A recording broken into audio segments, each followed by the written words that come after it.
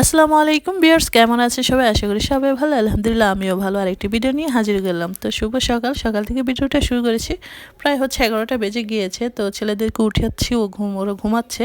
তো ঘুম থেকে উঠিয়ে ওদেরকে নাস্তা দিয়ে দিলাম, পাউরুটি দিয়ে ডিম টোস্ট করেছিলাম। তো ছোট বাচ্চাটা উঠে তো খাওয়া দাওয়া শুরু করে দিল, আর বড় বাচ্চাটা স্কুলে যাবে, সে রেডি হচ্ছে। তারপরে তো ওকে নাস্তা দিয়ে চলে আসলাম পাখির ঘরে। পাখির ঘর হচ্ছে এই যে কতগুলো মাছ নিয়ে আসলাম। এগুলো কি মাছ বলুন তো? এই মাছটা হচ্ছে টাকি মাছ, মানে কাটতে গেলে এত বিরক্ত লাগে, পিছলিয়ে যাচ্ছে। তারপরে ওটা কাটা শেষ করে হচ্ছে ফ্রিজে মাংস ছিল, যেহেতু আজকে শবে বরাত।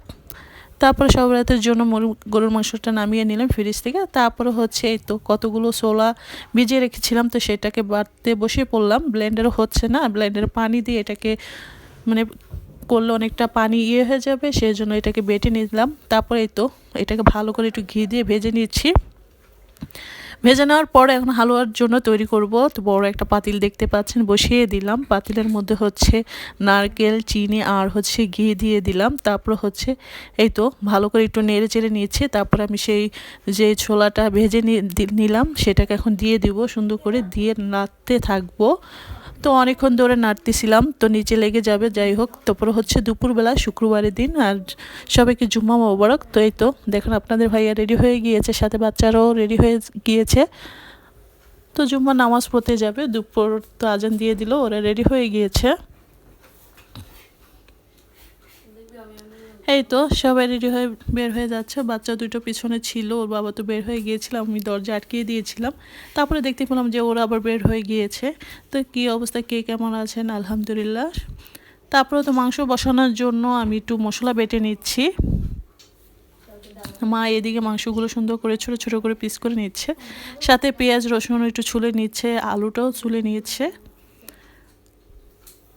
তারপরে তো বিকেলের দিকে এই তো গরুর মাংসটা বসানোর জন্য রেডি করছি।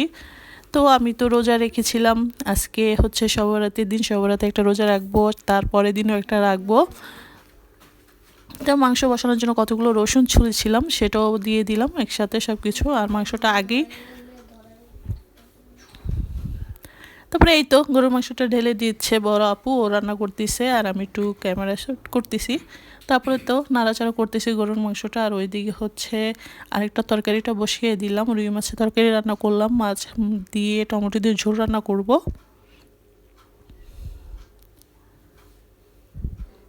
তো বিকেলে খাওয়ার জন্য, ইফতারি খাওয়ার জন্য এই তো ফ্রাইড রাইস চলে আসলো। ফ্রাইড রাইস রান্না করেছিলাম, সাথে হচ্ছে সবজি, ভেজিটেবল সবজি, আর হচ্ছে চিকেন চিলি। তো এটাতে আমরা এখন ইফতার খাবো, মানে আমি রোজা রেখেছি, সাথে আমার বোন ওরাও রোজা রেখেছে। তো আমরা ইফতার খাওয়ার জন্য রেডি হচ্ছিলাম মাগরিবের সময়। তো বাচ্চাকে, ছোটো বাচ্চা, ও বলতেছে খাবে, তো ওকে দিয়ে দিলাম। যদি আমার ভিডিওটি ভালো লাগে অবশ্যই লাইক কমেন্ট শেয়ার করবা, আর পাশে থাকা বেল আইকনটি বাজিয়ে দিলে সবার আগে আমার ভিডিওটি তোমাদের কাছে পৌঁছে যাবে। যেহেতু আজকে সবাই রাত, সবাই দোয়া করব, তোমাদের জন্য দোয়া করব। তারপরে সন্ধ্যার পরে এই ইফতার খাওয়ার পরে ভাবলাম যে একটু ঝাল ঝাল কিছু খেতে ইচ্ছে করতেছে। তারপর বেলপুরি নিয়ে আসলো বাহির থেকে।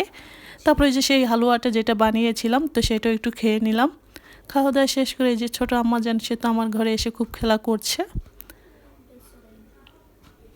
তো ভিডিওটা এই পর্যন্ত, তোমরা সবাই ভালো থাকবে, আল্লাহ হাফেজ।